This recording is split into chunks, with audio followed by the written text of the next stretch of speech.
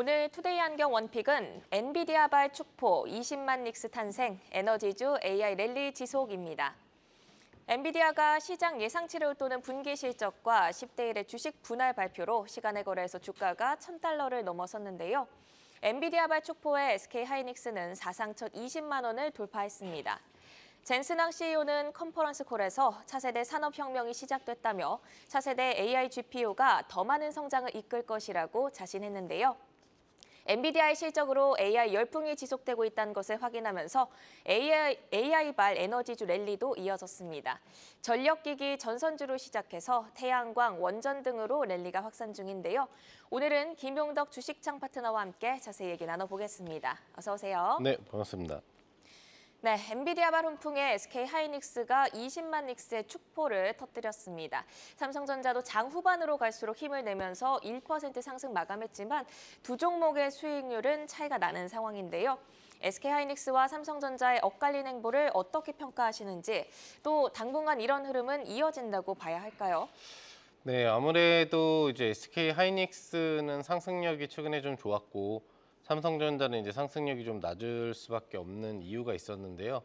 그 부분은 SK하이닉스가 HBM 반도체 영역을 이제 먼저 시작할 한 부분도 있겠습니다만 엔비디아의 실질적인 공급사로서의 역할을 지금 해주고 있기 때문이라고 보시면 되겠습니다.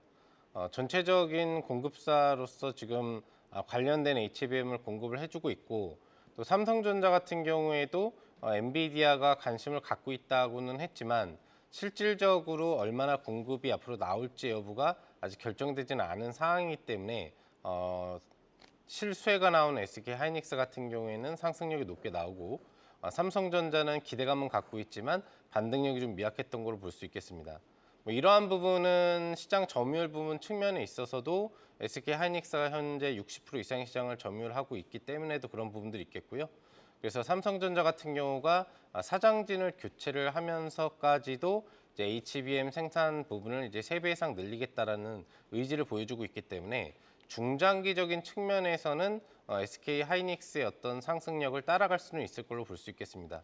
하지만 직접적인 엔비디아의 공식 협력사로서 실질 수주 부분들이 나오기 전까지는 SK하이닉스의 어떤 상승력을 따라잡기는 좀 어려운 구간이라고 보시면 될 것 같습니다.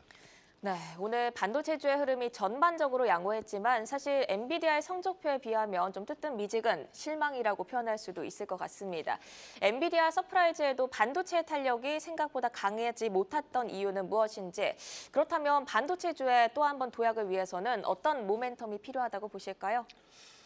우선 기본적으로 엔비디아의 어떤 실적 호재 효과 속에서도 우리나라 관련 AI 반도체 업체들이 상승을 좀 주지 못했던 결정적인 이유라고 본다면 엔비디아는 실적 발표 전에 주가의 흐름이 상승이 선반영되지 않았고 실적 발표 이후 시간의 변동성 상승이 나오면서 상승력 자체가 이제 한 6, 7% 정도 나왔다고 볼 수 있는 부분이거든요. 근데 우리나라 SK하이닉스 같은 경우 직접적으로 어제 같은 경우 5% 정도의 반등이 나왔고 또 한미반도체 같은 경우에도 5%의 반등이 엔비디아 실적 기대치와 연관돼서 선반영돼서 나온 부분이 있기 때문에 오늘 같은 경우에는 한 2% 정도 반등력만 나오더라도 합산 반등력이 7% 정도가 되기 때문에 실질 엔비디아가 발생했었던 상승력을 다 맞춰줬다고 볼 수가 있겠습니다.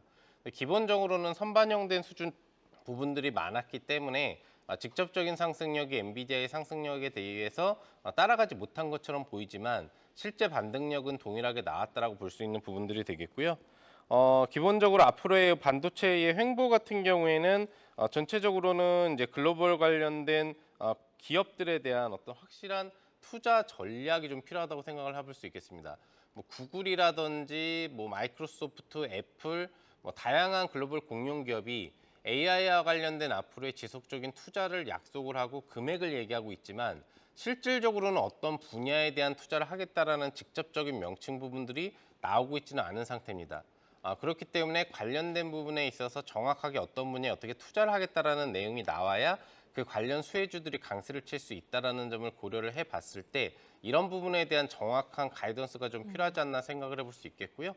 그나마 AI 회의가 지금 이제 어제하고 엊그저께 영국과 또 지출국가와 같이 진행이 됐었는데 이 부분에서 AI에 대한 안전에 대한 중요성을 얘기해 주는 부분들이 있었기 때문에 관련된 클라우드 서비스라든지 위험 감지 예측 시스템을 하고 있는 데이터 솔루션이라든지 모아 데이터 같은 경우에는 조금 수혜 여부가 앞으로 점쳐질 수 있겠습니다.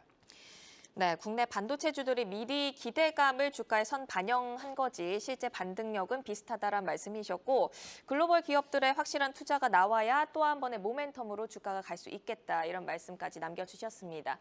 엔비디아의 AI 인프라 확장 행보가 지속이 되고 있고요. 차세대 AI 칩 블랙웰도 하반기 본격 출시가 됩니다.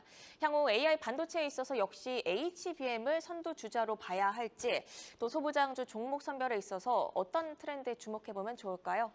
우선적으로 지금 엔비디아가 신규 슈퍼칩이라든지 또 슈퍼컴퓨터 부분들과 연동될 수 있는 그런 신규 칩을 이제 마련했죠. HBM 100에서 이제 업그레이드된 B100 그리고 이거를 두 개로 짬뽕을 한 B200 부분들이라든지 이걸 8개로 중착을 하는 GB200 부분들에 대한 어떤 발표 부분들이 나온 상태라고 좀 볼 수가 있겠는데요. 하반기 좀 예정을 하고 있는 이런 부분과 관련돼서 실질적으로 중요한 것은 불량률에 대한 감소가 아닌가 생각을 해볼 수 있겠습니다. 지금 고성능 관련 AI 칩이기 때문에 실질적인 수율이 50%에서 60% 정도 수준밖에 되지 않는다고 합니다. 수율이 50%에서 60%라고 하는 것은 나머지 비율은 불량률이기 때문에 실제 납품 부분들이 좀 어려운 요소가 되기 때문에 이런 수율 부분들을 해결할 수 있는 요소가 굉장히 좀 중요하다고 볼 수가 있겠는데요. 우리나라에서 수율 관련된 수치를 높일 수 있는 대표적인 핵심 기업이 국내 1위면서 세계시장 70% 점유율을 자랑하고 있는 저스템이라는 기업이 있습니다. 관련돼서 반도체를 만들 때 반도체 생산 공장에서 습도를 제어해서 불량률을 대폭적으로 낮춰줄 수 있는 장비를 생산하고 있는 기업인데요.